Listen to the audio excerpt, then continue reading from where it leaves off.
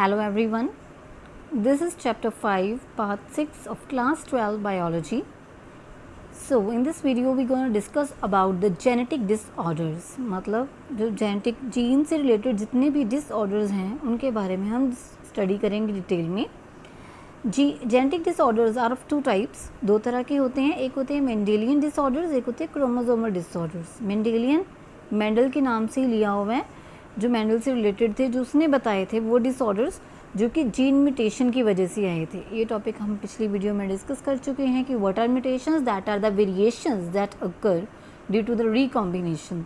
जितनी भी जीन की म्यूटेशंस आती हैं उनकी वजह से जो जेनेटिक म्यूटेशंस आएंगी उसमें, उसको हम मेंडेलियन डिसऑर्डर्स बोल देते हैं. They are mainly due to the mutation of single gene, एक सिंगल जीन की वजह से ये आते हैं. The pattern of inheritance of such disorders can be traced in family by pedigree analysis. Pedigree analysis discuss करा हुआ है कि जो ऐसे स्फीयर और स्क्वायर शेप की होती हैं उससे हम डिनोट करके प्रॉपर एक एनालिसिस कर सकते हैं, ग्राफ बना सकते हैं कि कैसे चेंजेस आ रहे हैं पेरेंट्स से ऑफस्प्रिंग में.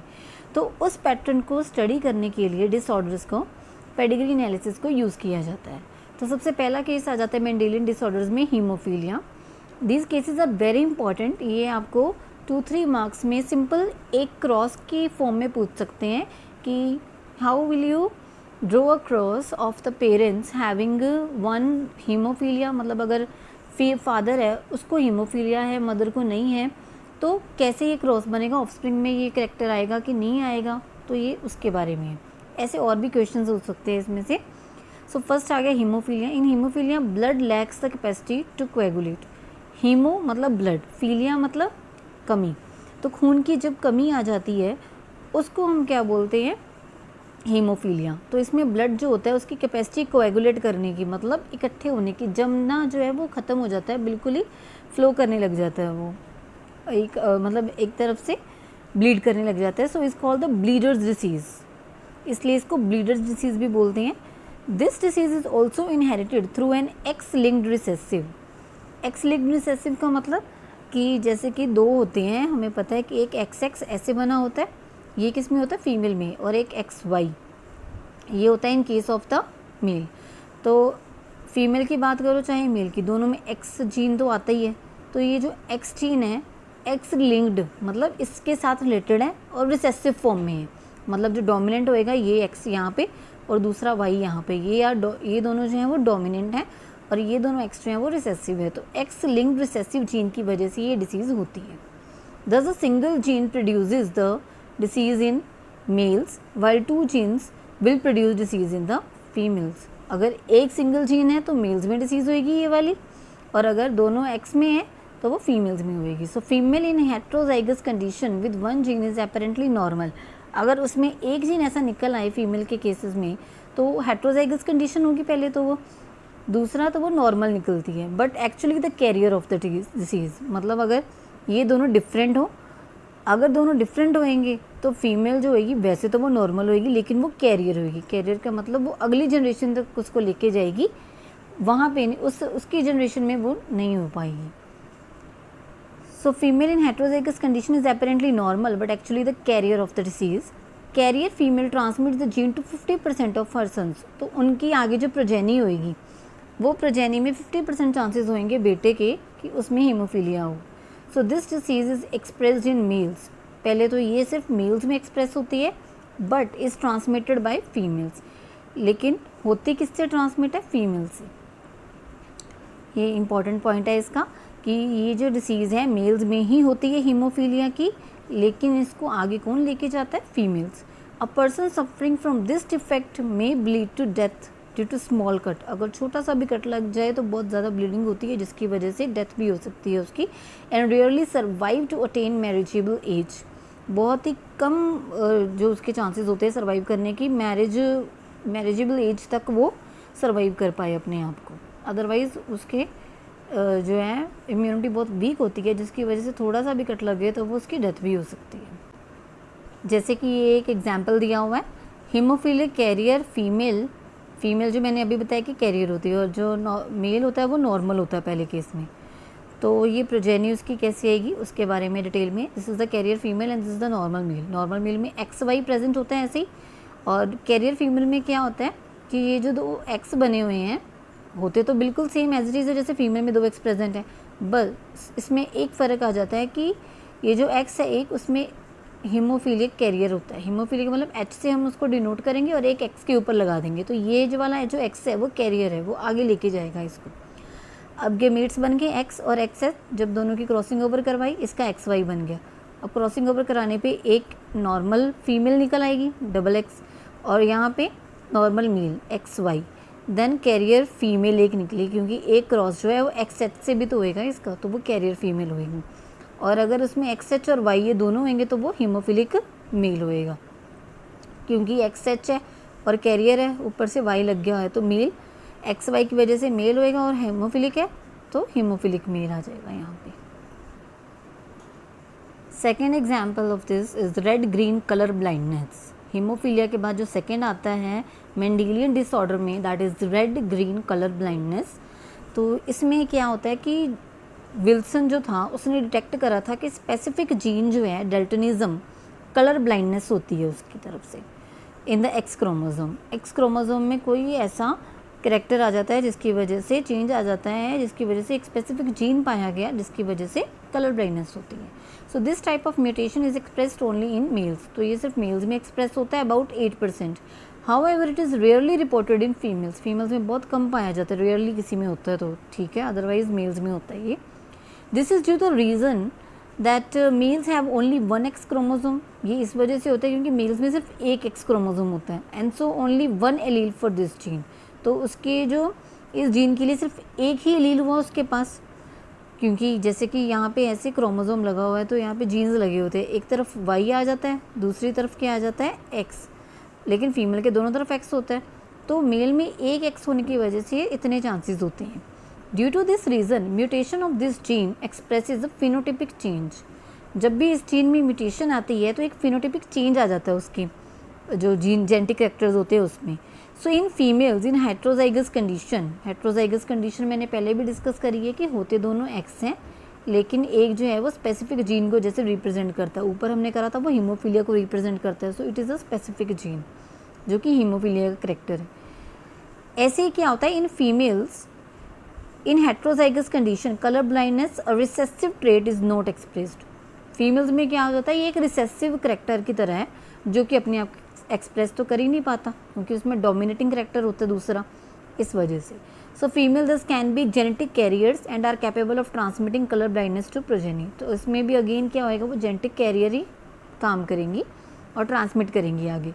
सो ड्यू टू डेल्टनिज्म, डेल्टनिज्म का मतलब होता है colour blindness, man cannot distinguish. तो इस डिसीज़ में होता क्या है कि जो मैन है वो डिस्टिंग्विश नहीं कर पाता रेड कलर और ग्रीन कलर में, दोनों में। फ्यू इंटरेस्टिंग एस्पेक्ट्स जो हैं इसके ये है कि males are never carriers, male कभी भी कैरी नहीं करते। These are always hemizygous. Hemizygous मतलब हाफ इनमें करेक्टर वो होता है जो डिसीज़ का और हाफ नहीं होता।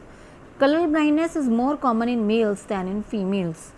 बस वो क्या करते हैं, ज़्यादा कॉमन ये डिसीज़ किस में होती है, मेल्स में, और फीमेल्स में नहीं होती, कम होती है। Colour blindness females always have colour blind fathers and always produce colour blind sons. जिनको खुद को कलर ब्लाइंड होता है फीमेल्स को, उनके जो फादर्स हैं वो भी कलर ब्लाइंड होते हैं, और जो उनके आगे बेटे होते हैं वो भी कलर ब्लाइंड होते हैं। तो ये कुछ उसके इम्पॉर्टेंट आस्पेक्ट्स हैं interesting that you have to remember for exams, पूछे जा सकते हैं उसमें। तो ये कलर ब्लाइंडनेस का दिया हुआ है आगे क्रॉस, जैसे कि मैंने अभी बताया कि हीमोफीलिया वाला करा था कैरियर फीमेल होएगी उसमें, इसमें भी कैरियर फीमेल है, बस डिफरेंस इज एक्स एक्स, वहाँ पे एच है, यहाँ पे सी आ जाएगा। और नॉर्मल मैन में again X Y crossing over होएगी, तो ये ओवर प्रोड्यूस होगी एक्स एंड एक्स सी, और स्पर्म्स एक्स वाई। तो ऑफस्प्रिंग्स जो आएंगे वो हम इसका पुनेट स्क्वायर बना के भी दे सकते हैं, एक्स वाई इस तरफ आ गए स्पर्म्स, और एक एक्स एक्स सी, तो जो ओवा था वो इस तरफ आ गए।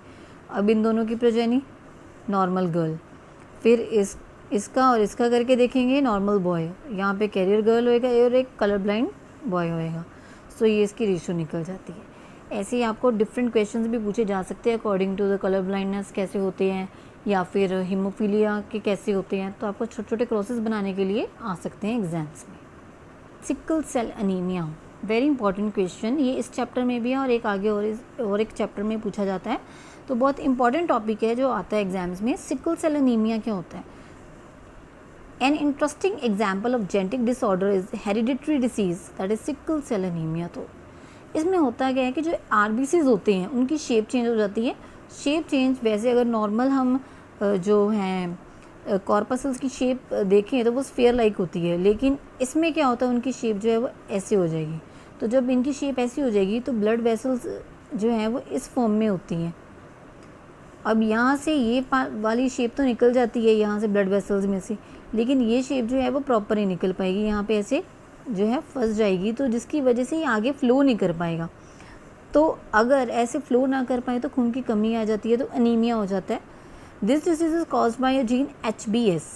HbS क्यों? सिकल सेल के लिए यूज़ करा हुआ है, which is lethal in homozygous condition. Homozygous मतलब अगर सिंगल जीन प्रेजेंट हो तो ये लिथल भी हो सकता है, हार्मफुल हो सकता है बॉडी के लिए, but has a slight detectable effect. लेकिन इसका जो इफेक्ट है हम थोड़ा सा डिटेक्ट कर सकते हैं, पता लगा सकते हैं इन द हेट्रोजाइगस कंडीशन में। तो होमोजाइगस कंडीशन नहीं होनी चाहिए बल्कि हेट्रोजाइगस कंडीशन होनी चाहिए। In sickle cell anaemia a change in shape of RBCs occurs in the venous blood. तो ये आता किस में है? वीन्स जिसमें डीऑक्सीजेटेड ब्लड प्रेजेंट होता है, तो उसमें आरबीसीज की जो शेप है वो चेंज हो जाती है। Being deficient in oxygen tension, उसमें ऑक्सीजन की कमी हो जाती है क्योंकि वो प्रॉपरली पास थ्रू नहीं कर सकते उससे, तो ऑक्सीजन वहाँ पे कम हो जाएगी। सो दीज एरिथ्रोसाइट्स, एरिथ्रो का मतलब RBCs, show a marked change in their structure attaining a sickle shaped structure, जिसकी वजह से उनकी जो शेप है ऑक्सीजन मिलने की ना कमी की वजह से स्फेरिकल से कैसी हो जाती है? Sickle shaped. As a result rupturing of cell में टेक्स प्लेस, जिसकी वजह से जो सेल है वो रप्चर हो जाते हैं, बाहर से श्रिंक हो जाते हैं, and chronic haemolytic anaemia is caused, जिसकी वजह से एनीमिया हो जाता है। This disease is caused when gene responsible for haemoglobin produced by recessive alleles differs in one amino acid. तो इसका मेन रीज़न क्या होता है? इसका एक रीज़न है मेन कि ये जो रिसेसिव एलील्स होते हैं वो डिफ़र कर जाते हैं एक अमीनो एसिड में, मतलब एक इसका प्रॉपर स्ट्रक्चर होता है, तो उसमें ग्लूटामिक एसिड की जगह वेलिन आ जाता है। ये हम आगे क्रॉस में करेंगे, उससे क्लियर हो जाएगा आपको। It is common in persons of African descent, Africans में ये पाया जाता है मोस्ट कॉमनली, ये डिसीज़ उनमें होती है। And is also found in some other parts of the world where malaria is or has been major cause of death, जिसकी मलेरिया जहाँ पे बहुत ज़्यादा फैला होता है तो वहाँ पे ये होती है disease. In heterozygotes HbA and HbS, heterozygotes मतलब हीमोग्लोबिन के दोनों करेक्टर्स डिफरेंट है, एक में A है एक में S है। Some red cells contain haemoglobin A and other haemoglobin S।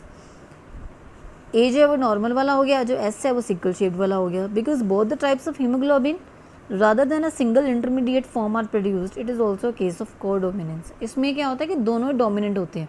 बाकी केसेस में हमने पढ़ा कि एक डोमिनेंट होता है, दूसरे से सिर्फ डोमिनेंट एक्सप्रेस करेगा, वही आगे ले जाएगा प्रोजेनी में। लेकिन इसमें अगर दोनों ही डोमिनेंट है तो दोनों अपने एक्सप्रेस करने की कोशिश करेंगे, जिसकी वजह से यहाँ पे कौन सा फिनोमेनन यूज़ होता है? Codominance. Under normal conditions heterozygotes manifest none of the severe symptoms of HbS HbS persons. Normal conditions में जो इसके सिम्टम्स है वो नहीं देखने को मिलते हैं। दो दे में सफ़र सम पीरियोडिक डिस्कम्फर्ट, टाइम पे उनमें कुछ डिस्कम्फर्ट आने लगता है बॉडी में, लेकिन अदरवाइज़ कोई फ़र्क नहीं पड़ता। लेकिन जब वो डिस्कम्फर्ट ज़्यादा बढ़ जाता है, even develop anaemia after a time at high altitude, कुछ टाइम के बाद बहुत ज़्यादा रेंज में उनमें वो इफ़ेक्ट जो है वो देखने को मिलता है। This is a cross of the sickle cell anaemia. इसमें जो HbA HbS और HbS ये तीन तरह के जैसे कैरेक्टरिस्टिक्स आए हुए हैं, वो कैसे आई है रेशियो?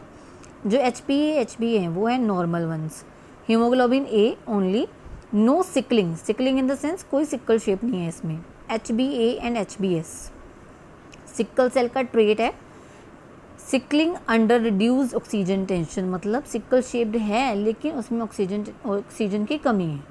और HbS टू टाइम्स आया है इसमें, तो इसमें क्या होता है? Haemoglobin S only, sickling under normal oxygen tension. इसमें रिड्यूस्ड है, थोड़ी सी कमी है, इसमें नॉर्मल ऑक्सीजन टेंशन आई हुई है। तो इसका क्रॉस करवाया, एक हमने ले लिया HbAS, एक A और एक S, इसमें भी सेम। तो ये कैरियर हेट्रोजाइगस है और ये भी कैरियर हेट्रोजाइगस है। दोनों को क्रॉस करवाते हैं तो एक आता है हमारे पास नॉर्मल एक आ जाएगा हेट्रोजाइगस, एक आ जाएगा नॉर्मली डाइज आफ्टर बर्थ। वो क्यों? क्योंकि जब क्रॉसिंग ओवर कराते हैं HBA एंड HBA, इसका एक ये बनेगा, 1 इसकी रेशो आ गई। सेकेंड, एक HBA और एक HBS कैरियर आ गया जो आगे लेके जाएगा प्रोजेनी में भी, और एक बनेगा HBS एंड HBS दोनों। तो इसमें क्या है, नॉर्मल ऑक्सीजन टेंशन में सिकल शेप जो है वो बन रही है, तो इसमें भी तो जो नॉर्मल रेशो आएगी वो इसमें क्या आ जाएगी, 1:2:1। तो ऐसे जो है हीमोफिलिक और कलर ब्लाइंडनेस और सिकल सेल एनीमिया का क्रॉस आपको बनाने के लिए आ सकता है। तो इसमें जो लास्ट में रिजल्ट आ रहा है उसमें 2 कैरियर्स हैं, HBA और HBS के, और इसमें 1 जो है वो नॉर्मल एक आता है और दूसरा आता है normally dies after birth, birth के बाद थोड़ी देर बाद जो उसकी डेथ हो जाती है। तो जो हमने अभी क्रॉस करा है और उससे पहले एक एक्सप्लेनेशन पढ़ी थी, तो उसमें पढ़ा था कि जो वैलिन है ग्लूटामिक एसिड को रिप्लेस कर देता है, जिसकी वजह से सिकल सेल एनीमिया हो जाता है। तो ये जो है वो चेन बनी हुई है, 7 नंबर चेन है ये, part of amino acid chain of normal haemoglobin. वैसे नॉर्मल हीमोग्लोबिन की जो चेन है उसमें ऐसे आते हैं सीक्वेंस अमीनो एसिड्स का, valine, histidine, leucine, threonine, proline, glutamic acid. तो ये नॉर्मल हीमोग्लोबिन की चेन है, HBA peptide.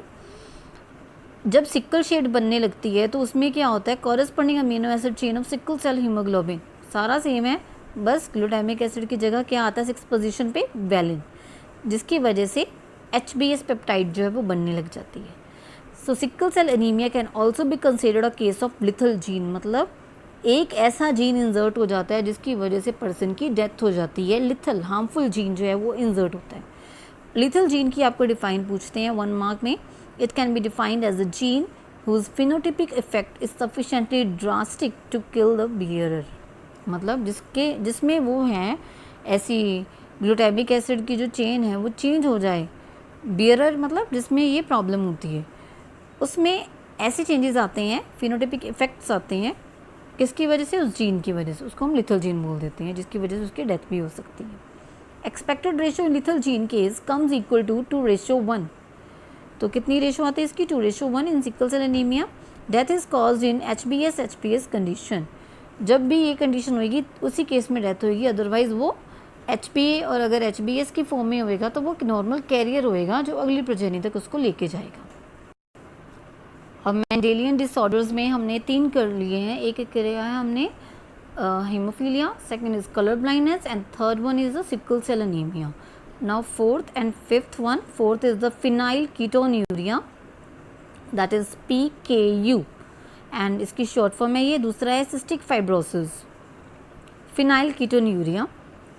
It is characterised by abnormal increase in the level of phenyl alanine, जैसे कि अभी हमने करा HB हीमोग्लोबिन का पूरा स्ट्रक्चर देखा था, वैसे ही और भी अमीनो एसिड्स उसमें पाए जाते हैं।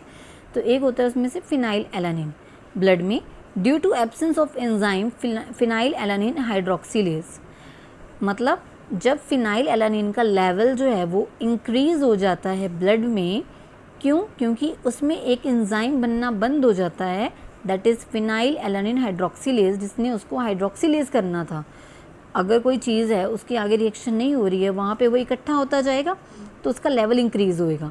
Access of phenyl alanine changes into phenyl pyruvic acid, अब जब एक जगह पे वो बढ़ जाएगा तो वो किस में चेंज हो गया, फिनाइल पायरुविक एसिड में, विच डैमेजेस ब्रेन। अगर इसकी अमाउंट ज़्यादा हो जाती है तो वो ब्रेन को डैमेज कर देती है and causes the mental backwardness in the child, तो चाइल्ड में मेंटली रिटार्ड होना वो शुरू हो जाता है, प्रॉपरली उसका जो ब्रेन है वो वर्क करना बंद कर देता है। It is inherited as autosomal recessive trait in the child, मतलब अपने आप जो रिसेसिव ट्रेट आया चाइल्ड में उसको बोलते हैं। Next is cystic fibrosis, this genetic disorder is caused by a single autosome recessive gene, एक सिंगल जीन की वजह से होता है ये भी। It controls an enzyme which produces a glycoprotein, उस एंजाइम को कंट्रोल करता है जो कि ग्लाइकोप्रोटीन प्रोड्यूस करना है जिसने। Due to this glycoprotein mucus of abnormally high viscosity is produced, अब उसकी बॉडी में क्या हो जाएगा, ग्लाइकोप्रोटीन अगर प्रोड्यूस नहीं होएगा तो म्यूकस जो है उसकी अमाउंट बढ़ जाएगी। Due to formation of high viscosity mucus, viscous मतलब बहुत ही गाढ़ा म्यूकस उसमें आ जाता है। एक्सोक्राइन ग्लैंड्स होती हैं जो, एक्सो मतलब जो बाहर वाली साइड पे होती है, जैसे कि स्वेट ग्लैंड्स ऑफ स्किन, पसीना आता है जिसमें से, लंग्स, लीवर, पेनक्रियाज वो एबनॉर्मल फंक्शनिंग करना शुरू कर देती हैं, तो जो विस्कोसिटी है म्यूकस की वो बढ़ जाती है। सो इसकी वजह से क्या सिम्टम्स होते हैं, stagnation of tubules of lungs making it susceptible to infection, it causes bronchitis होना शुरू हो जाता है। स्टेगनेशन ऑफ ट्यूब्यूल्स मतलब जो उसकी जो ट्यूब्यूल्स होती हैं वो जो है वैसे थोड़ी सी पतली हो जाती हैं, and making it susceptible to infection, जिसकी वजह से यहाँ पे इन्फेक्शन होनी शुरू हो जाती है लंग्स में। और ब्रोंकाइटिस, ब्रोंक्यूल्स आपने पढ़े हुए हैं, जैसे कि आगे ये ब्रांचेस बनी होती हैं एल्वियोलाई में जाती हैं, तो ये क्या होती है, यहाँ पे इनकी जो शेप है वो प्रॉपर जो है वो श्रिंक होनी शुरू हो जाती है, तो ब्रोंकाइटिस हो जाता है, जिसकी वजह से प्रॉपर सांस नहीं ले पाते वो।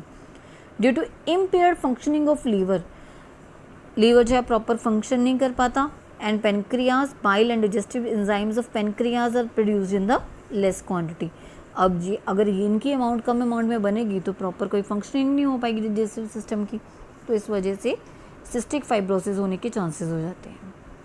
Now the second type is chromosomal disorders. Mendelian disorders के बाद जो सेकेंड टाइप थी दैट वाज क्रोमोसोमल डिसऑर्डर्स। तो ऑटोसोमल क्रोमोसोमल डिसऑर्डर्स में आ जाती है पहली disease that is Down syndrome.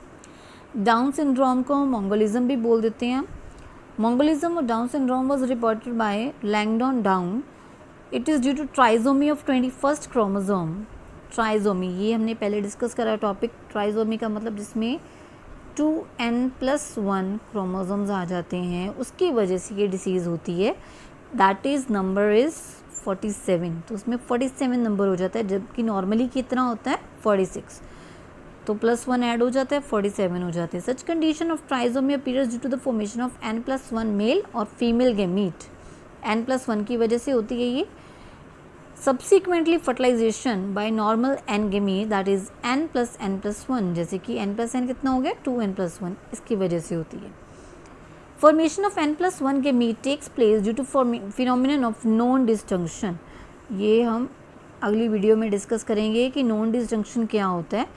तो नॉन डिसजंक्शन की वजह से ये जो n+1 गैमीट है वो बनते हैं at anaphase stage of meiosis. जब भी रिडक्शनल डिवीजन होती है उसकी 4 स्टेजेस होती है, प्रोफेज, एनाफेज। तो सेकंड स्टेज कौन सी होती है, anaphase stage.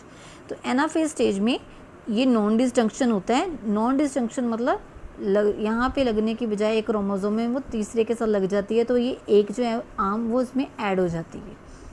Where paired homologous chromosomes fail to separate, वो अलग अलग नहीं हो पाते, तो इस वजह से होती है, और ये हायर ऑर्गेनिजम्स में पाई जाती है। The second one is the Patau syndrome. Patau syndrome जो होता है that is also due to the trisomy of 13th chromosome, लेकिन इसमें प्रॉपर बताया हुआ है कि कौन से क्रोमोसोम में ऐसे होता है, 13th क्रोमोसोम में। Chromosome in man that is 47 chromosomes हो जाते हैं उसमें, trisomics for 13th chromosome. The abnormality consist of prominence of posterior part of the heel, cleft lip and palate, deafness, mental deficiency, malformation of external and internal organs etc. तो इसमें mainly क्या होता है कि जो हील का posterior part है वो थोड़ा उभर के आ जाता है, क्लेफ्ट लिप में जो है स्पेस रह जाती है थोड़ी सी, एंड पैलेट में तालू जो होता है, एंड देन डेफनेस, बहरा हो जाता है, मेंटल डेफिशिएंसी आ जाती है, एक्सटर्नल और इंटरनल ऑर्गन्स जो है वो फंक्शनिंग करने बंद कर देते हैं या कम करते हैं, तो इसकी वजह से ये होता है। The third one is the cri du chat syndrome. It is due to the deletion of small arm of the 5th autosome. इसमें क्या होता है, अब क्रोमोसोम्स तो प्रेजेंट होते हैं 1, 1st, 2nd, 3rd ऐसे होते हैं, तो 5th वाला क्रोमोसोम होता है, उसमें क्या होता है कि इसकी जो एक स्मॉल आर्म है वो क्या होती है, डिलीट हो जाती है। Deletion of small arm of the 5th chromosome autosome. So the affected child during infancy, जब वो इन्फेंट स्टेज पे होता है, अभी बन रहा होता है, व्हेन इट क्राइज, तो जब वो रोता है, produces a sound resembling a mewing of a cat. जैसे एक कैट की आवाज़ होती है जब वो म्यू करती है, तो बिल्कुल वैसे ही इन्फेंट की आवाज़ आती है, जिसको भी ये प्रॉब्लम होती है। It has widely spaced eyes. उनकी जो आइज़ होती हैं, जैसे कि नॉर्मली आइज़ का डिस्टेंस थोड़ा सा होता है, तो स्पेस ज़्यादा होने की वजह से एक यहाँ पे होती है, एक यहाँ पे, तो नॉर्मली उनको ये डिसीज़ होती है। Epicanthus folds above the junction of the eyelids, मतलब आईलिड्स के जंक्शन के ऊपर ऐसे आईलिड्स बने होते हैं जैसे, तो वहाँ पे फोल्ड जो है एक और प्रेजेंट होता है ऐसे। पिक्यूलियर फेशियल फीचर्स, मतलब उसका जो फेशियल फीचर्स हैं आपको बिल्कुल अलग से पता लगते हैं, पिक्यूलियर होते हैं, पर्टिकुलर होते हैं बिल्कुल ही। And various physical and mental retardations, physically और मेंटली बहुत ही रिटार्ड होते हैं, पिछड़े हुए होते हैं, हमें प्रॉपरली उनकी जो बातें हैं वो समझ में नहीं आती क्योंकि वो प्रॉपरली एक्सप्लेन नहीं कर पाते, मेंटली रिटार्डेड होते हैं। उनके अलावा जो 3 हमने जेनेटिक डिसऑर्डर्स करे हैं, क्रोमोसोमल डिसऑर्डर्स करे हैं, उनके अलावा यहाँ पे 3 और बताए हुए हैं। दैट इज़ क्लाइनफेल्टर सिंड्रोम, ये भी एक एग्जाम में क्वेश्चन आता है, इंपॉर्टेंट क्वेश्चन है। क्लाइनफेल्टर सिंड्रोम में क्या होता है कि टोटल उसमें 44 क्रोमोसोम्स वैसे होते हैं, एक होता है XXY, एक तो टोटली ये बन जाते हैं 47, 45, 46 एंड 47, ये 3 मिला के 47 होगी, प्लस एक उसमें क्या प्रेजेंट होती है बार बॉडी। बार बॉडी मैंने पहले भी एक्सप्लेन करी हुई है कि ये फीमेल्स में होती है विद एडिशनल एक्स, मतलब नॉर्मली XY के साथ एक और एक्स आ जाए तो उसको हम क्या बोल देते हैं कि उसमें क्लाइनफेल्टर सिंड्रोम प्रेजेंट है। तो इसमें सिम्टम्स क्या आ जाते हैं इसके, sterile males with under developed genitalia and mentally retarded, mentally थोड़े से रिटार्डेड होते हैं, प्रॉपरली एक्सप्लेन नहीं कर पाते बातों को, और जो दूसरा जेनेटिलिया जो उनके रिप्रोडक्टिव ऑर्गन्स होते हैं वो भी अंडर डेवलप्ड होते हैं, प्रॉपरली डेवलप नहीं हो पाते, तो वो स्टेराइल होते हैं, not fertile males. Then Turner syndrome, Turner syndrome में क्या होता है 44 वैसे क्रोमोसोम्स हैं प्लस एक एक्स, तो इसमें एक कम होता है, होने कितने चाहिए 46, तो 46 में से एक कम होता है जिसकी वजह से 45 क्रोमोसोम्स होते हैं टर्नर सिंड्रोम में। इसमें क्या होता है स्टेराइल फीमेल्स आ जाती हैं with poorly developed ovaries, ovaries उनमें डेवलप नहीं होती properly, and under developed breast. Then is the triple X और मेटा फीमेल, इसमें क्या होता है ऑटोजोम जितने भी प्रेजेंट है दैट इज़ 22, टोटल हो जाते हैं इसमें 44 के साथ इसमें 3 एक्स और एक्स्ट्रा प्रेजेंट होते हैं प्लस 2 बार बॉडीज़ होती हैं, तो फिनोटिप, तो इसलिए इसकी वजह से इसको ट्रिपल एक्स भी बोल देते हैं। फिनोटिपिकली जो नॉर्मल मेल होते हैं, सम मेंस्ट्रुअल अपसेट, मतलब उनमें कुछ मेंस्ट्रुअली अपसेट उनकी बॉडी रहती है, सम फर्टिलिटी की प्रॉब्लम्स रहती हैं, lack of development of the secondary sexual characters, तो जितने भी उनके करेक्टर्स हैं जैसे कि हेयर्स ग्रोथ एंड जो वॉइस होती है मेल्स की, तो उनमें वो है थोड़ा बहुत प्रॉब्लम्स होती हैं, प्रॉपरली वो डेवलप नहीं हो पाते, इसकी वजह से ये प्रॉब्लम्स आती हैं। तो उनके अलावा ये 3 और है, ये that you have to learn for the exams. Thank you. Thank you. For more videos, subscribe to the channel Science Veda.